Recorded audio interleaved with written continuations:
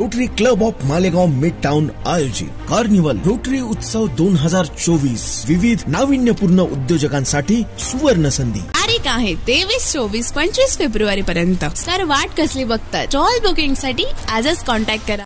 ग्रामीण परिसरात बाळूमामा यांच्यावर श्रद्धा असणारे बहुसंख्य लोक आहेत. याच अनुषंगाने रनाळे येथे बाळूमामा यांच्या नावाने भंडाऱ्याचा कार्यक्रम मंगळवारी रात्री ठेवण्यात आला होता. भंडाऱ्यासाठी परिसरातील लोकांनी मोठ्या प्रमाणावर गर्दी केली होती. भंडाऱ्यात प्रसाद रूपात भगर, आमटी आणि दूध असे ठेवण्यात आले. या प्रसादाचे सेवन केल्यानंतर काही भाविकांना त्रास सुरू झाला.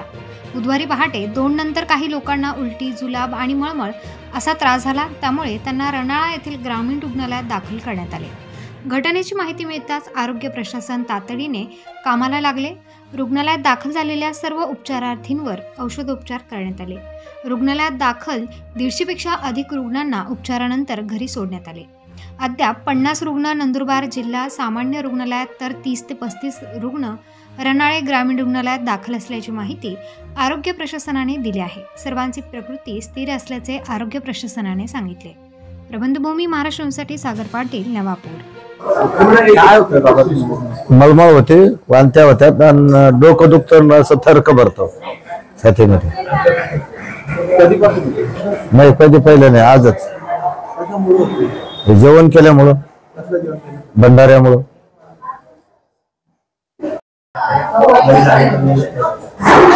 काय झालं? आरती झाल्यानंतर भंडाऱ्याचा कार्यक्रम होता. भंडाऱ्याचा प्रसाद घेतल्यानंतर रात्रीचं उलट्या व्हायला लागला, मळमळ व्हायला लागली लोकांची. आम्हाला दवाखान्यात आणण्यात आलं. दवाखान्यात आमचा चांगला उपचार चालू आहे. तब्येत व्यवस्थित आहे. बाळूमामांचा बरंच प्रसाद असतो ना, 100 लोकांचा त्रास झाला. काल संध्याकाळी बाळूमामाची पालखी रनाळा ह्या गावी पोहोचल्यानंतर तिथे भंडारा करण्यात आला. भंडारात भगर आणि दूध याचं जेवण होतं. साधारणतः 200 ते 250 लोकांनी ते जेवण घेतलं. त्यापैकी काही लोकांना 9 वाजता त्यांनी जेवण केलं साधारणतः, आणि 2 ते 3च्या दरम्यान, पहाटे 2 ते 3च्या दरम्यान त्यांना मळमळ व्हायला लागली, चक्कर यायला लागलेत, व्हॉमिटिंग सारखं व्हायला लागलं. त्यामुळे त्यांना रनाळा येथील ग्रामीण रुग्णालयात भरती करण्यात आले. तिथून त्यांनी ही पेशंट्स जिल्हा सामान्य रुग्णालय किंवा शासकीय वैद्यकीय महाविद्यालय व रुग्णालय नंदुरबार येथे रेफर केलेत. इथे आता सध्या ह्या घडीला 40 पेशंट्स इथे ऍडमिट झालेले आहेत.